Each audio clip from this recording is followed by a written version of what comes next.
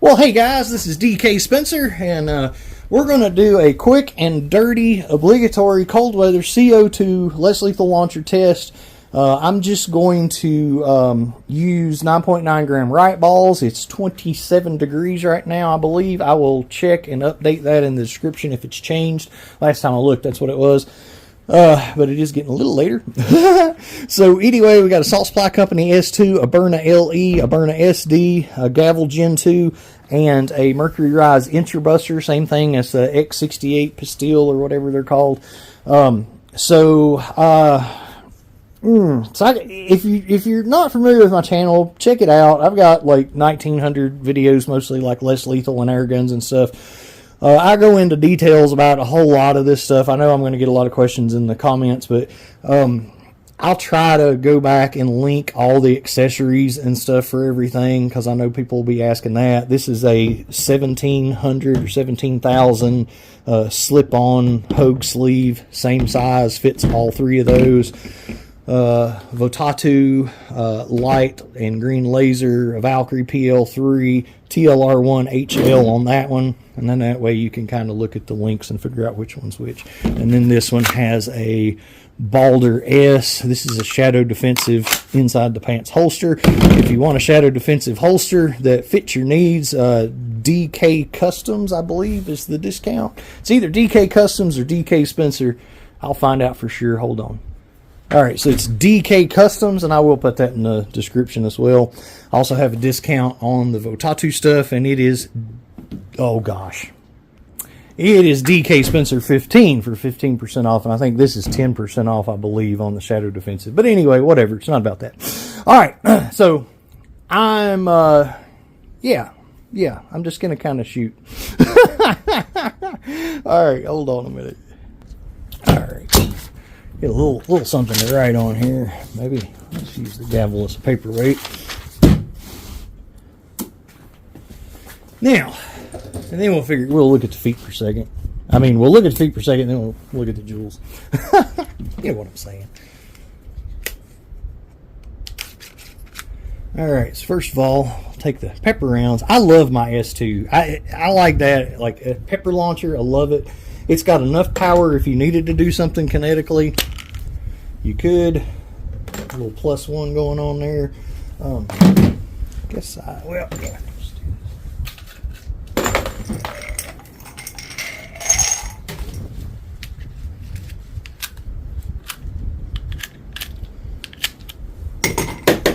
No point in +1 in it, because I'm probably not even going to shoot all 5.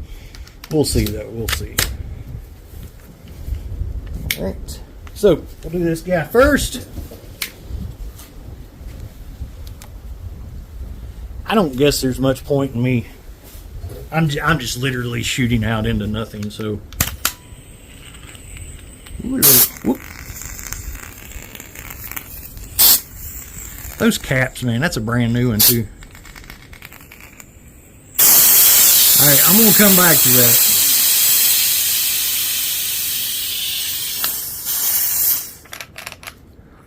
Throw a little extra lube in that one, and we'll try that in a second. All right, let's go with the Berna SD.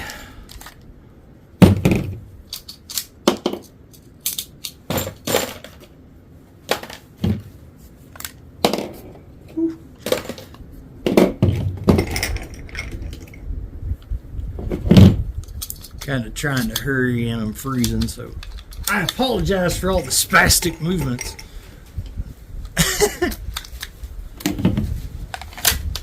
Alright, we're going to pre-pierce, because that's going to give you your most power. Because you lose, like, I think when I tested it, like, pre-piercing versus not pre-piercing, I think it was almost like 4 or 5 joules different. So we're definitely going to pre-pierce, because we're already at a disadvantage. Good Lord. Oh, look at that.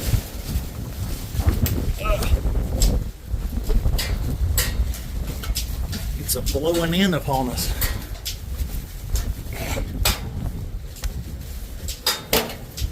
Great. Pre-pierce.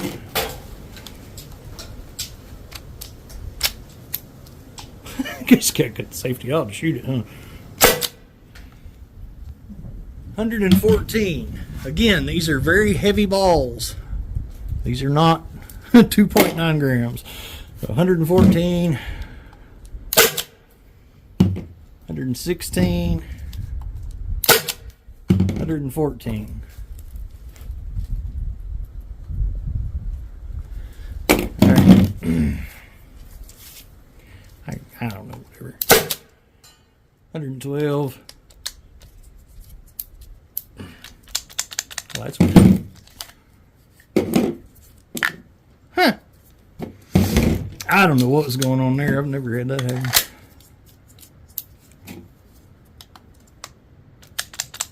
Oh, great. Great. I hope I ain't broke another Byrna. Looks like I have. All right, well, my SD that I considered very, very, very reliable is apparently not now, so I don't know. We will deal with this at another time. And actually, well, we'll check it out at the end of the video, maybe. Now, this one's already got 9.9 gram right balls in it. That's a Wixon 10 round magazine extension. Yep. Mercury less lethal 12 gram adapter. I guess I need to look where the camera is, don't I? Alright, pre-pierce. Actually, let me go, let me give you the numbers on that real quick first. Alright, so that is 5.95 and 6.16 and 5.95. And then catastrophic failure. Well, we don't know yet. We'll see. But I mean, you know, if that would have been in a defense situation, yeah, I mean, I might can mess with it and fix it or whatever and get it working again. But I wouldn't have been able to fix it in the middle of, you know, shooting somebody. So that's a fail. Any way you look at it. All right, let's get the LE pre-pierce. 172.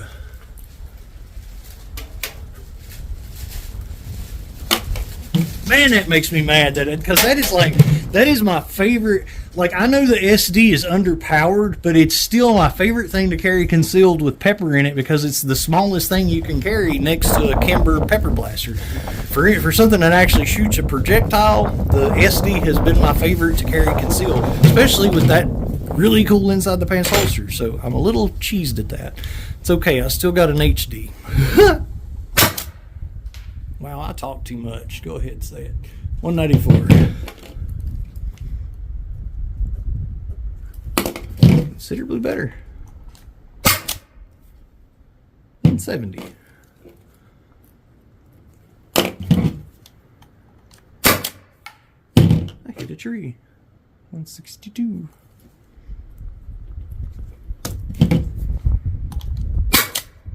I hit a tree again. I meant to that time. 150. All right, so that's all I'm gonna do. Let's see, 1, 2, 3, 4, 5. So that's all. We'll do one. 154. All right, I'm gonna figure out the joules on that. Right. All right, so here's what we got. So the SD 5.95, 6.16, 5.95.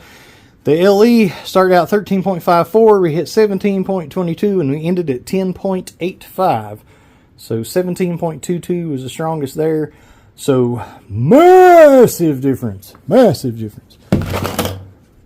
But I will make this disclaimer and make sure to watch my video series on this. Just because the LE's advertised at this power and this one is putting out this power, they all aren't putting out this power. If you buy an LE, buy one of these, check the thing, only use their ammo, their CO2, and check this so you can send it back for warranty issues if it is weak as snot, which many of them have proven to be. All right, let's get down to what everybody's waiting on. The two bad boys. I'm going to go ahead real quick. it don't really hurt a Byrna to leave it charged for a bit, but I try to get in that habit with everything to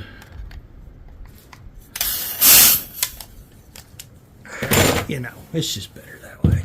This one also, I guess I gotta take that out to show you. Oh, ooh, I'm glad I did check. That would have been bad. I must have been getting ready to do a stupid video or something to change them out. I usually keep right balls in that one.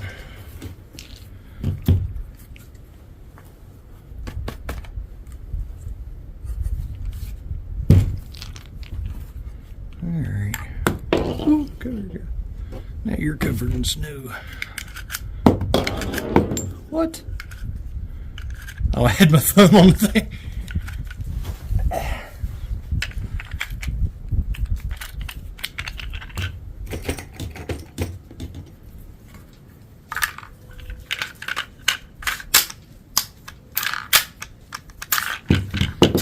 That's what I was thinking. I bet I still got that one in there.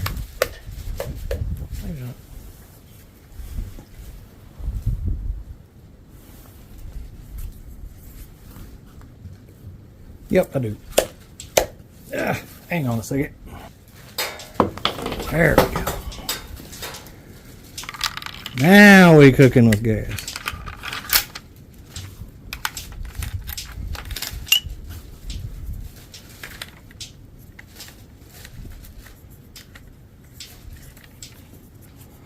Always turn backwards. This is by Wixon also, by the way. Always turn backwards. Get your thread started before you try to screw one of these on, or you'll cross thread them pretty easy. So anyway, yeah. All right, here we go.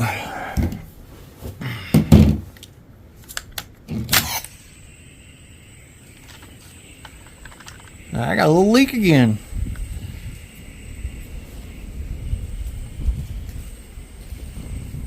That's from the cap this time, just like that one. So apparently these caps are not, because they're the exact same cap. Apparently these caps are not like in cold weather. There it quit. No.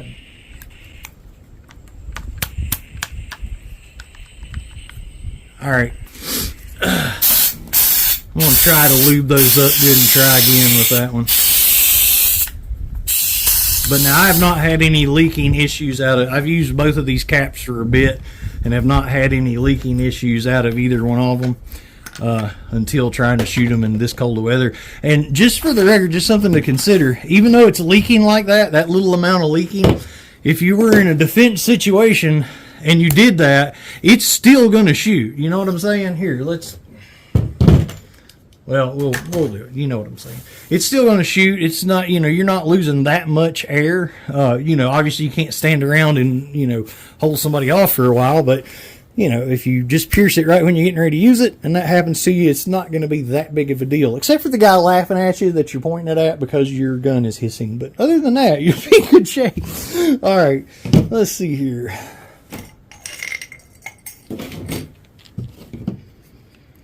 Let's see. 2, 3. Now I've got the piece to let this hold an extra round, but I haven't got it out of the pack yet. So we'll just go with the standard amount for now.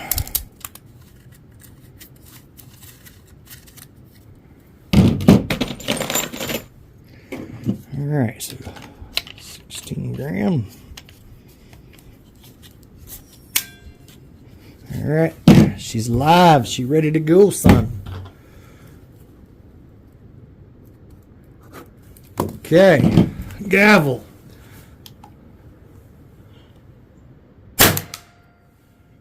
Woo! Look at that. Wow. Well, that's interesting. That actually is pretty doggone interesting. Huh. Interesting, interesting. Alright, let's see what the next one do. What? So apparently, because the gavel is just a little bit a little bit weaker. Oh, never mind. We ain't got to that yet. Never mind. Ah, I'm an idiot. I was getting excited for nothing. Hold on.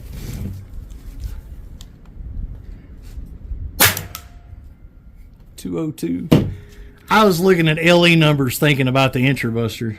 I was getting all excited. I was thinking the Gavle was stronger than the Intrubuster in the winter test, which would be neat, and it actually could happen because there's not a whole lot of difference anyway. And you know, you're dealing with a 16 gram versus 12 gram. I don't know how the weather's going to handle. I don't know if it's going to make that much difference or not, but you know, whatever. Well, it didn't like that. That was 198. I don't know if we're just down. It shouldn't be down to the point to. It shouldn't be down to the point to where the doggone thing ain't working right. I don't know. Not having good luck. All right, curiosity got the best of me. I know I'm supposed to be doing one thing in this video, but I went ahead because, you know, if something gets below a certain amount of power, like especially like FSCs and stuff, VKSs, anything, you run them down too low that they don't have enough to cycle, they'll basically kind of the equivalent of short stroking on a firearm. So anyway, that being said, since this is a cold weather test, I mean, granted, I would have hoped I would have got more than 3 shots. Well, I got 4, but more than 4 shots out of it before it started doing that. But technically the thing's only got a 5-shot capacity unless you put the extra thing on it. So anyway, I threw some 3.7 gram balls in it because I only had a couple more of the right balls out here and I wanted to load the whole mag. New 16 gram mag that's also been out here. So this is just as cold as that one. I just want to see if the thing will shoot, you know, whatever. Okay, so it's still shooting, so 292 with the light ball. And I'll go ahead and write that down just for the curiosity, because we'll see how many joules those are as well. But, let's see here. So 290. So, luckily, it's not that the Gavle's not working. I think it just got below the, I think it just got to the point where it didn't have enough CO2 to effectively cycle. Well, I may have spoke too soon because now I only got 2 shots out of it. So, yeah, it's got quite a bit of CO2 left.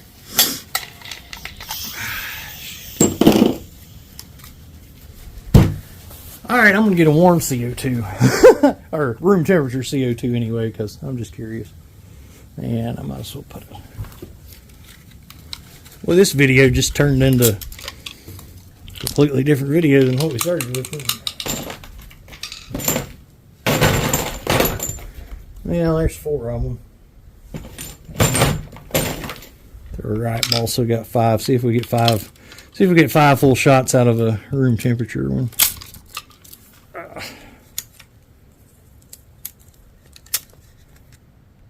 All right.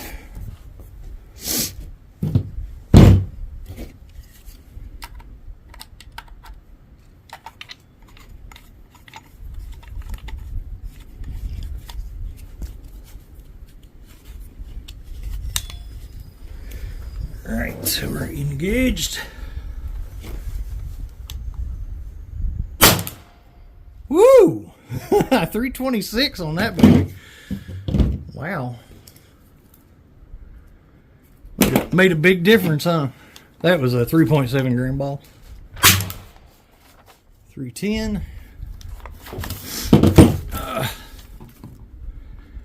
Again, I want to apologize, guys. This is a pretty sloppy video, but it's freaking freezing cold and, you know, getting dark. And well, we got 304, but then it did the little whatever thing. Well, still shot, though. I didn't check that one, though. So that shot all of them. And would have had one more. It did make a little double bump on that next to last one, though. You guys probably heard it. But anyway, all right, let me crunch some numbers here. Okay. There's some more bowls. All right, so here's what we got with the Gavle. All right, so with the cold CO2 and the 9.9 gram balls. Now, just for anybody that's a bore matching nut or whatever, These 9.9 grams and these 3.7 grams are both small. They're both much smaller. Well, not much, but they're both smaller diameter than a V3 or a V2. But they are the same. So look at the difference between a 9.9 and a 3.7 on same temperature CO2 coming out of the barrel. 14.52 versus 19.41. Yeah. So anyway, but obviously you take these same ones that was only hitting 14 and put, you know, room temperature CO2 in it, you're all the way up to 18.7. Interestingly enough, still not near, you know, what this thing hits with a 9.9 gram and room temperature CO2 in a room temperature launcher. So, you know, whatever. I think I've hit, what, 42. I think my Gavle's hit 42 in the house with the 9.9 gram balls. If I'm remembering correctly. Pretty sure. Hey, look it up. It's easy. All right, so here's what I'm going to do.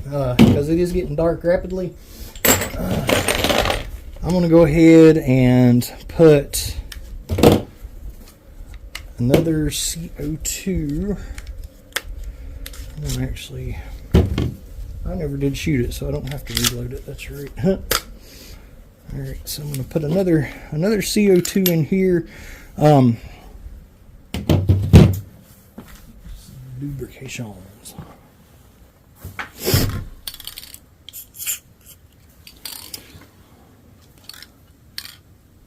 From Amazon.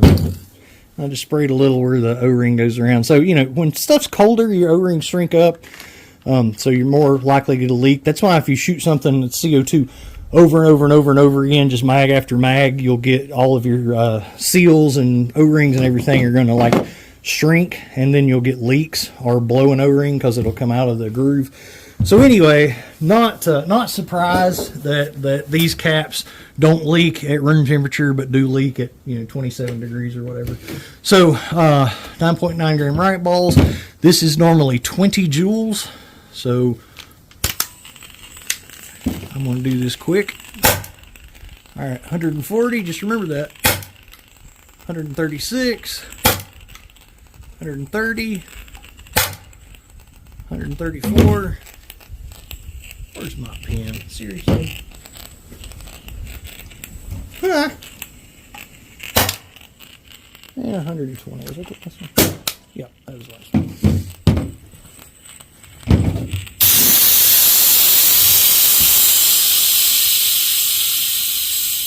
Hope y'all remembered all that.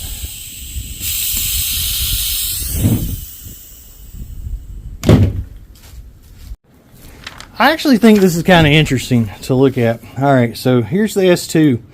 So 8.9 was the best, 6.59 was the worst.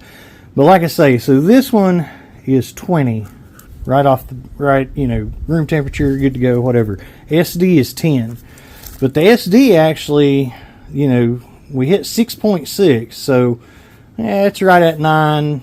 Right at 6, so only about a 3 joule difference, which is interesting because there's, you know, quite a bit more than that. You know, you're looking at double the power at room temperature, so interesting. Not, you know, earth-shattering interesting, but interesting. Whatever. It's been a long day. Whatever. All right. Now, and I'm just gonna go ahead and use. There goes the scrapers. I'm just going to go ahead and use this same cap. And we didn't shoot this one either, so I know I didn't turn it backwards, but it just kind of magically went where it was supposed to. All right. Yee, break yourself. And then that one didn't even shoot.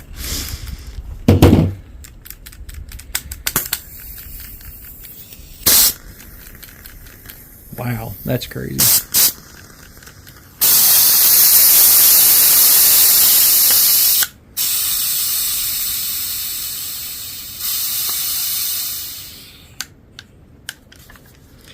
Well, it had tension on the trigger the first time, but Apparently it don't now, so I guess I'm going to have to take it apart and reset it or something, but still, there should be no reason for that.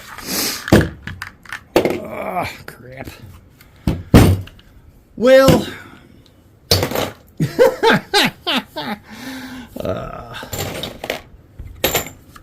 hold that thought. Okay, and if you're wondering what I did, and I don't know if this will even fix it, so that's why I didn't waste time on the video with it, and I've done it in other videos already.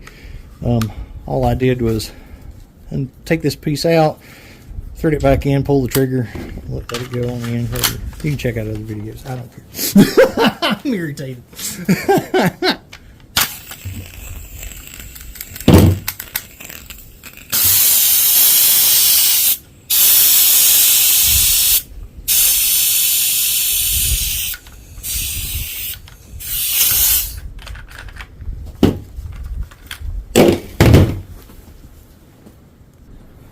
Okay.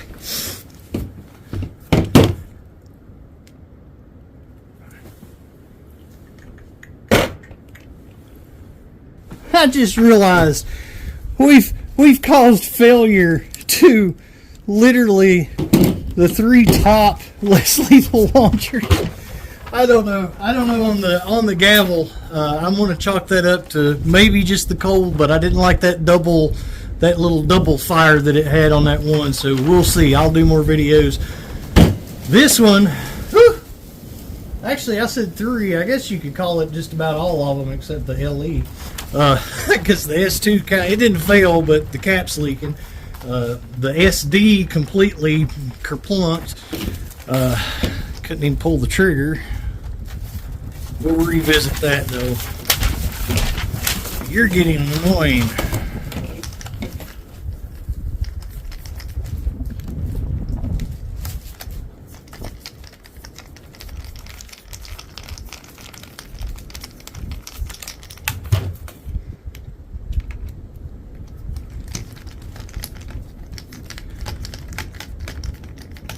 I apologize for the lighting and everything, and the fact that I didn't take that mag out first, but whatever. Alright.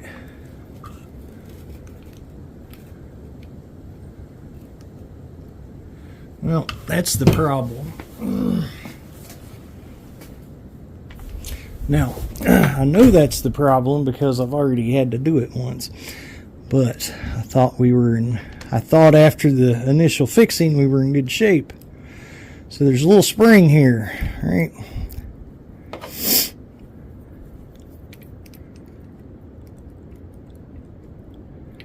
Alright, and that little spring holds this little bar in place up against that little tab. Sorry I'm being so technical.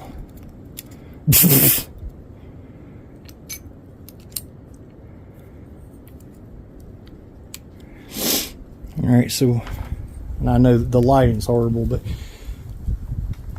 see the little spring right there? It hooks behind that guy, wraps around there, comes up to here, and it keeps this bar up. So where this groove here, and that tab there, yeah, see what I'm saying?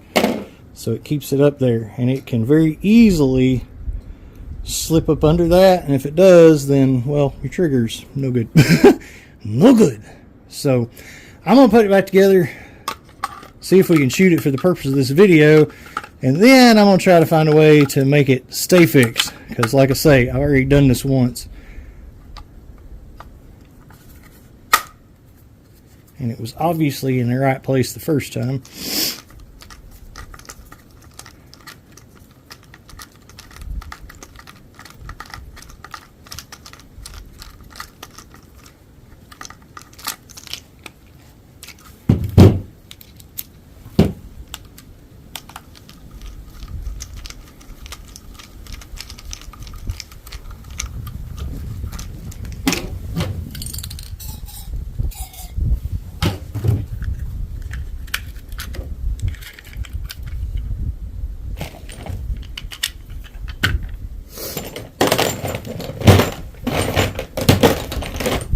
Thanks for bearing with me on this, y'all.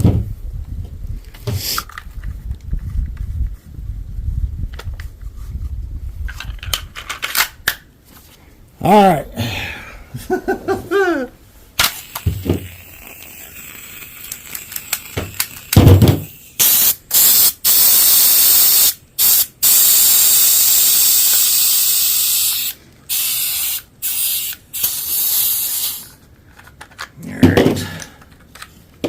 That may have been my fault.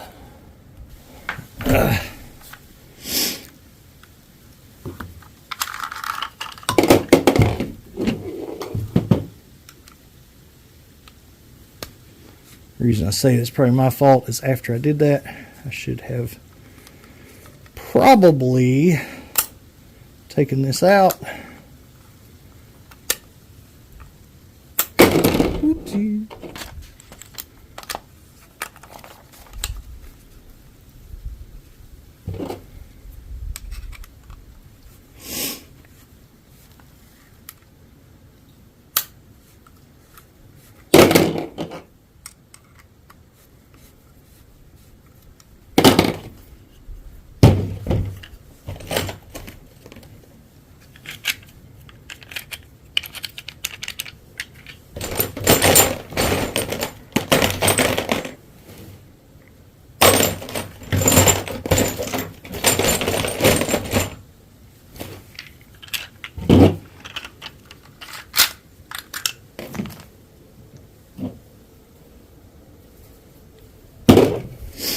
Use this one because that one's cold.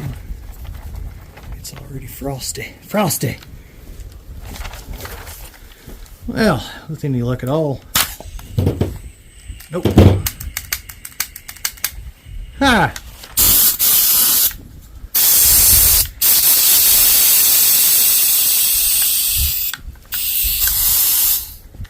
Well, I can definitely get it going again because I've been here before with it.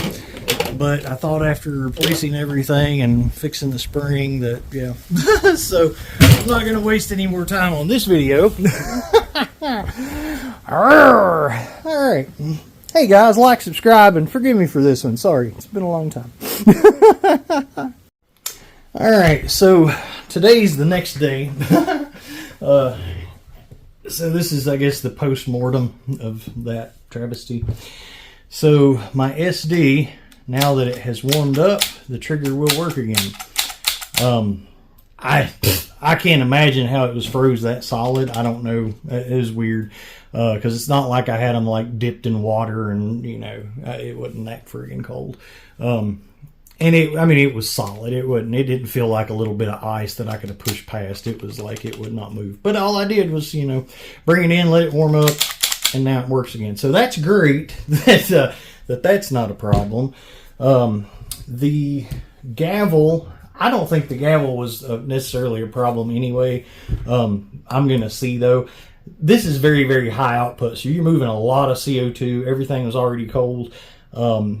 So I'm going to test it again. The only thing that concerned me was the double fire when I used actually a room temperature CO2. But everything else is really, really cold, already, other than just the CO2. So we're going to test that real quick.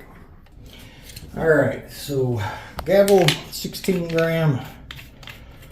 I've got, I don't know if they're V2s or V3s. I just grabbed, they're joules, but I'm not sure which V's.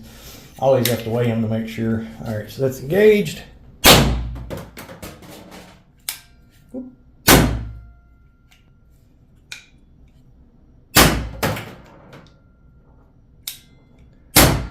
Taking it a while to reset.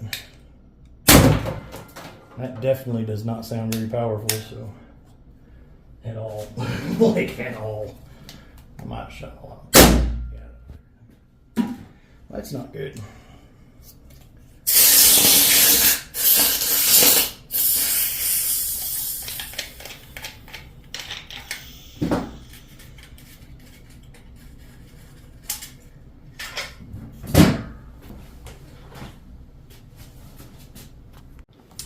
Okay, so I've got 5 rounds of Joule V2s in here. So 8 grams Joule V2s, 16 grams CO2.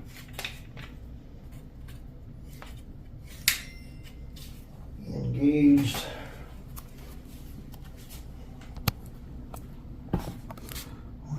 Boom, yeah, geez.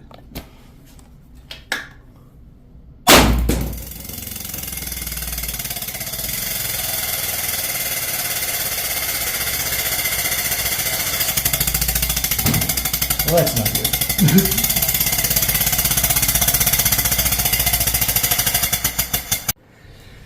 All right, so started talking and taking off stuff and hadn't cut the recorder on. So anyway, all I've done is unscrew these 2 screws. There's that one. All right, so so the Gavle, I've talked to Kurt. I'm sending this back. So I don't think any of the failures other than the caps leaking had anything to do with the weather. Those caps, they try to leak anyway, so any little change messed with them. I wasn't doing like a 20 below zero, leave them out and freeze all night kind of torture test. I just left them out a little bit to let the CO2 and everything get cool. And it was only a few degrees below freezing. But to let the CO2 get cold to show, you know, the amount of power that you lose with the colder CO2. We weren't trying to freeze one in a block of ice and then, you know, get it to fail. Which, if we would have done that, I would expect stuff to fail, but whatever. And I'm saying that I sent this back to get the new, you know, to get it upgraded and everything, and that was the problem, exactly what it was doing before that anyway. So exact same behavior that it's already done before trying this test. So I'm just going to send it back. I've, you know, obviously never tried to modify this or this because both of these are strong enough out of the box anyway. So anything like this, I would just send back to Kurt, which is what I'm going to do. And luckily, American made, easy to talk to, easy to get stuff fixed. So it'll be on the way back Monday. This guy, I might be sending this one back too, just because I've messed with this a time or two in the process of working on, you know, trying to figure out the other crap that was going on with it, with the O-rings and stuff. You know, obviously, I see, and that's the thing. Right here's what the deal is, and I'm wondering if like the first time I've took it apart, if there was like a keeper or something that I missed. I don't know. Because you've got this spring, it's just got a very little piece that sticks up to keep this pressed up against that part. So that goes in there like that. Now I'll pull that spring down, but I mean, it's like, so that spring's holding it to where that groove's staying up there, right? So that's what's supposed to happen, apparently. But somehow that's getting on the other, it's getting on the other side of that. Because like I say, it's just got a barely little bend in it there. It just barely sticks up.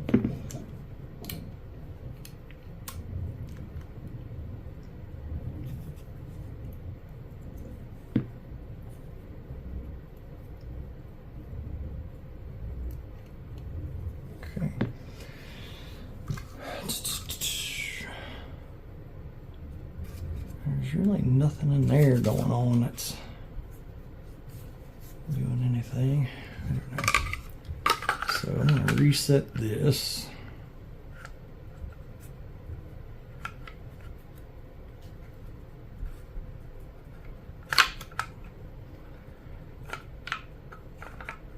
So I'm watching really carefully to make sure that spring stays where it's supposed to be.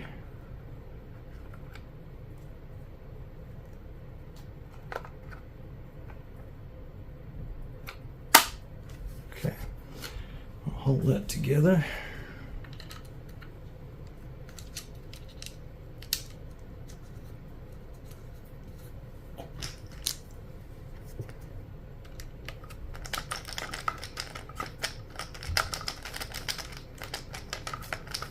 Now, here's what I don't know yet.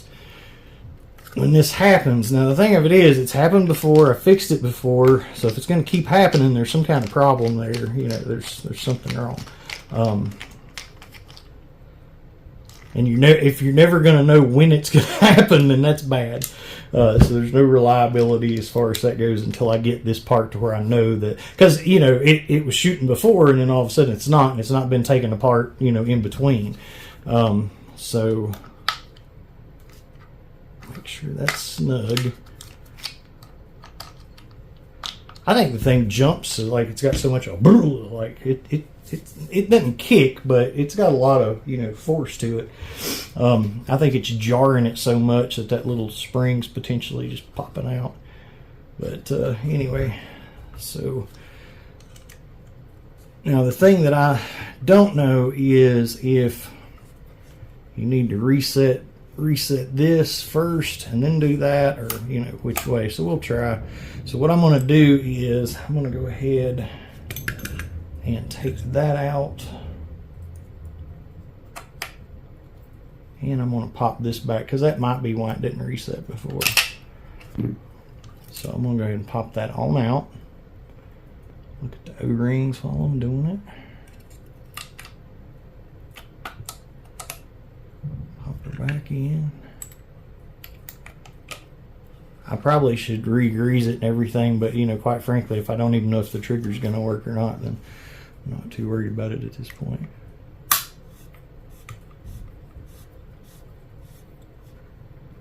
Okay.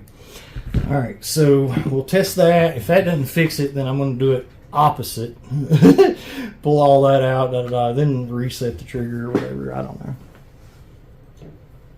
I feel like this will probably work this time. I think I probably should have took the assembly all the way out the first time, instead of just taking the cap off the back. All right, let's find out. All right, so still a little cap leak action going on. At least it's not a up here leak action. Feels like we might be in business. Yep. I think I only put 5 in it. Famous last words, right?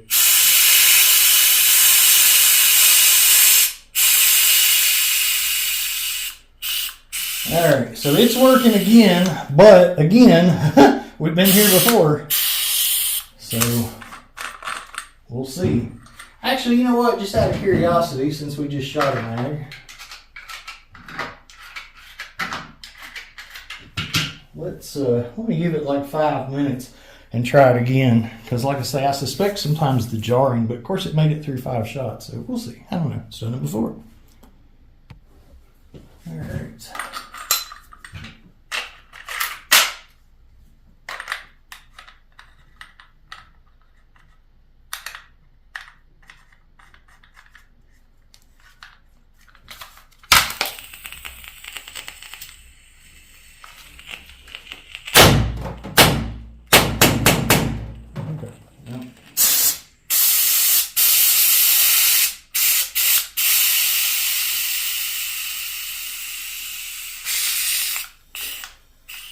And that actually seems like it's leaking around the O-ring, not the little hole, but I'm not sure. Historically, and when I say historically, those are all dead ones. Those are all ones that are, leaking, whatever, and not fixed, ones I've messed with. So it's not like this is the first one that's been leaking, but historically, it's been, needing to take that out and Loctite that. I swear, I believe this one's leaking around that part, though, which would be easier to fix, but whatever. Oh, this is turning into a long video. All right, so this is temporarily working, but I'm going to definitely put this thing through the paces before I trust it. I trust the O-rings and stuff as well as I would trust anything else at this point. I just worry about that little spring because, like I say, I didn't do anything different this time than I've done a couple other times, and it's worked, but then failed again. I talked to Sean with Less Lethal for Dummies because he's got one of these. My boy Greg does too, so I was planning on getting one of them. Actually, I was already talking to Sean, so I just asked him, but I was planning on getting one of those guys to take theirs apart and see if I'm missing something or something. that they have that's, you know, holding it in place or whatever. Because that's kind of what it seems like, that there's maybe something supposed to be there to hold it in place that's not or whatever. But for whatever the reason, you know, we'll see. We'll see. Obviously, with this and the salt supply, the end caps with the leaking, salt supply company was really, really nice and sent me a couple of these without asking. I saw on MCS these are like $40. I think it's $40 a pop. So really, really appreciative of salt supply company for sending me a couple of these out. Unfortunately, I think until the design gets changed on these for salt supply and for these, that they're just not, I don't know. They just don't hold up, unfortunately. But you know, I digress on that. So now I'm gonna try to be as brief about this as possible, but I want to flash back to my Byrna LE videos and my story with Byrna LE. Just a quick little overview. I had a good LE that my boy Harry Wu sent me. But I had a LE that I bought full price from a Berna dealer. That the power on it was, well, some of the shots were weaker than an SD, and you know, so it was like less than half the power it's supposed to be. So anyway, long story short, I contacted them. I emailed them. Obviously, I couldn't give them a call or anything, but I emailed them. We emailed back and forth. They told me they were not going to honor the warranty because I had videos out there where I was shooting ammo that was different weight than what the launcher was recommended, right? Because I was using 9.9 gram riot balls or Jewel V2s or Jewel V3s in it from time to time. I'd only had the thing a couple of weeks or something, so it wasn't that much. But anyway, so they were basically telling me, no, we're not warranting it because of the ammo, blah, blah, blah. I even asked them, is that your final answer?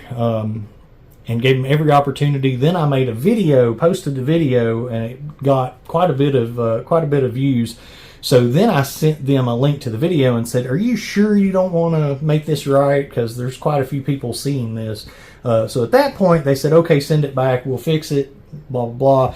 So they sent it back, sent it back to me, told me it was tested. So from that point on, every time I got it out of the box, because we sent it back and forth between each other a few times, and they ended up sending me a new one that was still junk. But every time I opened the package on camera so that they could see I only use their CO2 and only use their ammo, and they just quit even responding to me after that. So anyway, I say all that to say this. So after this happened, I just called Kurt. So it's Saturday. I called Kurt and was like, dude, this is what happened.